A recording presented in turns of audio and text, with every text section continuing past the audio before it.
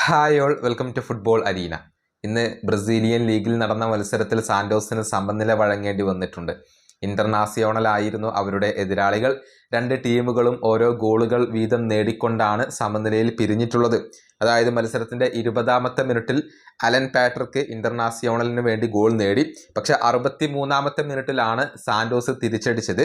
ഗില്ലർമെ അഗസ്റ്റോയുടെ അസിസ്റ്റിൽ നിന്നും Alvaro ബാരിയലായിരുന്നു goal കണ്ടെത്തിയത്. അങ്ങനെയാണ് സാന്റോസ് ഈ മത്സരത്തിൽ സമനില നേടിയിട്ടുള്ളത്.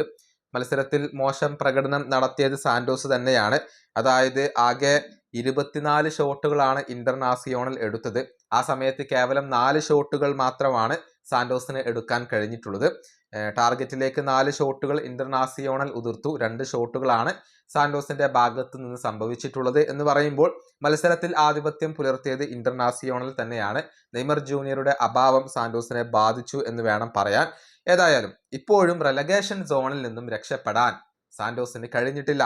17ാം സ്ഥാനത്താണ്, അഥവാ റെലഗേഷൻ സോണിലാണ് സാന്റോസ് ഉള്ളത്.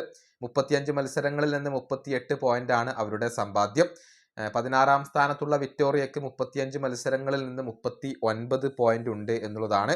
ഏതായാലും ഇനിയിപ്പോൾ വളരെ കുറച്ച് മത്സരങ്ങൾ മാത്രമാണ് സാന്റോസിന് ബാക്കിയുള്ളത്. 3 മത്സരങ്ങൾ മാത്രമാണ് ബാക്കിയുള്ളത്. ആ മത്സരങ്ങളിൽ പോസിറ്റീവായ റിസൾട്ട് ഉണ്ടാക്കാൻ കഴിഞ്ഞിട്ടില്ലെങ്കിൽ സെക്കൻഡ് ഡിവിഷനിലേക്ക് സാന്റോസ് തരം താഴ്ത്തപ്പെട്ടേക്കും.